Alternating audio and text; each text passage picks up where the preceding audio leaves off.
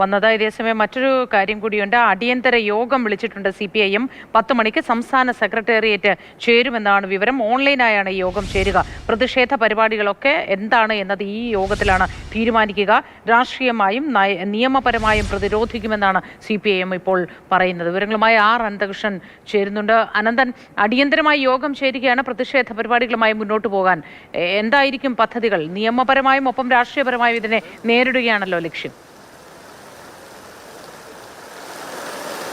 മോത്തി, അതിനു മുമ്പ് ഒരു അപ്ഡേഷൻ കൂടി ഈ കേസുമായി ബന്ധപ്പെട്ടുണ്ട്. നിലവിൽ തിരുവനന്തപുരത്ത് ഒരു കേന്ദ്രത്തിലല്ല മറ്റൊരു കേന്ദ്രത്തിൽ കൂടി റെയ്ഡ് നടക്കുന്നുണ്ട് എന്നുള്ള വിവരങ്ങളാണ് ഇപ്പോൾ പുറത്തു വരുന്നത്.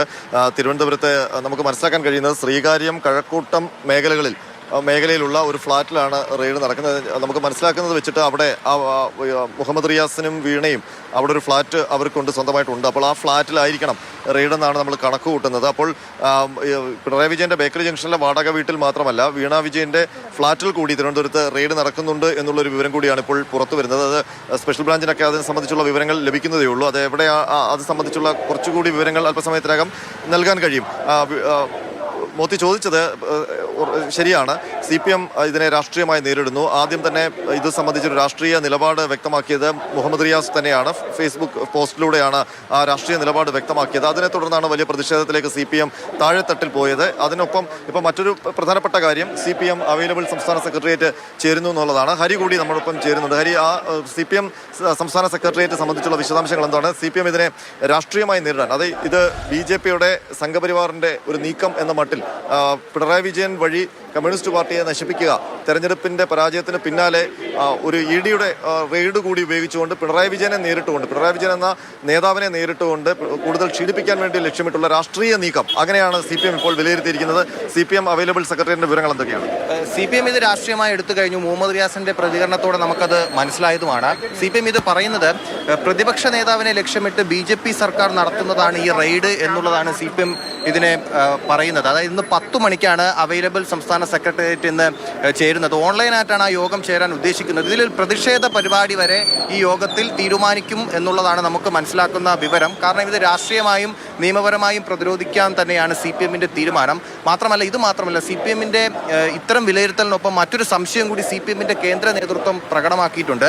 അതെന്ന് പറയുന്നത് UDFന് ഈ വിഷയവുമായി ബന്ധപ്പെട്ട്, ഈ പരിശോധനയുമായി ബന്ധപ്പെട്ട് എന്തെങ്കിലും ബന്ധമുണ്ടോ എന്നുള്ളൊരു സംശയം കേന്ദ്ര നേതൃത്വം ഒരു സംശയം പ്രകടിപ്പിച്ചിട്ടുണ്ട്. അപ്പോൾ സ്വാഭാവികമായിട്ടും ആ രീതിയിൽ ഈ വിഷയത്തെ CPM ശ്രമിക്കുന്നത്, ഇന്നലെ സംസ്ഥാന മുഖ്യമന്ത്രി VD സതീശൻ പ്രധാനമന്ത്രിയെ കണ്ടതുമായി ബന്ധപ്പെട്ട ആ സന്ദർശനത്തിന്റെ ഒരു ആഫ്റ്റർ ഇഫക്റ്റ് ആണ് ഈ റെയ്ഡ് എന്ന മട്ടിലേക്ക് രാഷ്ട്രീയമായി ഇതിനെ വ്യാഖ്യാനിക്കാനുള്ള ശ്രമം CPMന്റെ ഭാഗത്തുനിന്നുണ്ടാവുന്നു. അങ്ങനെ ഒരു ശ്രമം അവരുടെ ഭാഗത്തുനിന്നുണ്ട്. മാത്രമല്ല, ഇന്നലെ മാധ്യമങ്ങളെ കണ്ട സമയത്ത് പ്രധാനമന്ത്രിയുമായുള്ള കൂടിക്കാഴ്ചയിൽ അതുമായിട്ട് ബന്ധപ്പെട്ടുള്ള വിശദാംശങ്ങൾ കൂടുതൽ പറയാൻ മുഖ്യമന്ത്രി ഇന്നലെ തയ്യാറായിരുന്നില്ല. അപ്പോൾ സ്വാഭാവികമായിട്ടും ആ രീതിയിൽ ഇതിനെ വ്യാഖ്യാനിക്കുന്നുണ്ട്. ഈ റെയ്ഡുമായി ബന്ധപ്പെട്ട് UDFന് എന്തെങ്കിലും പങ്കുണ്ടോ എന്നുള്ള കാര്യം കേന്ദ്ര നേതൃത്വം തന്നെ ഈ സംശയം പ്രകടമാക്കിയിട്ടുള്ള ഒരു സാഹചര്യത്തിൽ സ്വാഭാവികമായിട്ടും ഇന്നത്തെ സംസ്ഥാന സെക്രട്ടേറിയറ്റ്, അവൈലബിൾ സെക്രട്ടേറിയറ്റ് ചേരുന്ന സമയത്ത് പ്രതിഷേധ പരിപാടിക്കൊപ്പം ഇത് രാഷ്ട്രീയമായി ഇതെങ്ങനെ ഇത് മുന്നോട്ട് കൊണ്ടുപോകാം എന്നുള്ള കാര്യം കൂടി ഇന്നത്തെ യോഗത്തിൽ ചർച്ചയാണ്.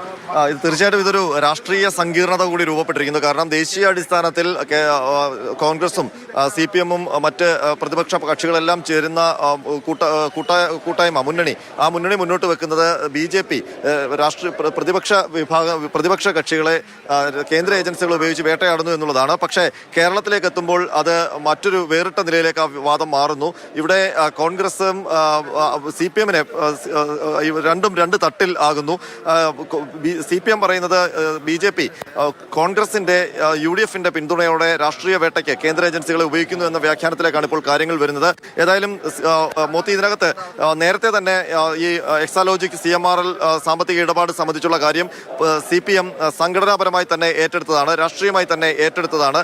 നേരത്തെ പിണറായി വിജയൻ ഇതുമായി ബന്ധപ്പെട്ട് മാധ്യമങ്ങളോട് പറഞ്ഞിരുന്നത് 2 വ്യക്തികൾ തമ്മിലുള്ള സാമ്പത്തിക ഇടപാടിന്റെ കാര്യം എന്നുള്ളതായിരുന്നു. പക്ഷേ അതിനപ്പുറം അത് വലിയ രൂക്ഷമായ ആരോപണങ്ങൾ നിയമസഭയിൽ അടക്കം വന്നപ്പോൾ അത് രാഷ്ട്രീയ നീക്കം എന്ന മട്ടിൽ തന്നെയാണ് CPM നേരത്തെയും ഈ വിഷയത്തെ കണ്ടത്. അതിന്റെ ഭാഗമായി CPM സംസ്ഥാന സെക്രട്ടേറിയറ്റ് തന്നെ ഈ വിഷയത്തെ പ്രതിരോധിച്ചുകൊണ്ട് മുൻപും രംഗത്ത് വന്നിട്ടുണ്ട്. അപ്പോൾ ചേരാനുള്ള തീരുമാനം, ഓൺലൈനായി ചേരാനുള്ള തീരുമാനമാണ് CPM ദേശീയ നേതൃത്വവും MA Baby, general secretary MA Baby പ്രത്യേകിച്ചുമൊക്കെ ഫേസ്ബുക്ക് പോസ്റ്റിൽ ഇതൊരു ടാർഗറ്റഡ് അറ്റാക്ക് ആണ് എന്ന് പറഞ്ഞുകൊണ്ട് തന്നെ ഇതിനെ അപലപിച്ചിട്ടുണ്ട്.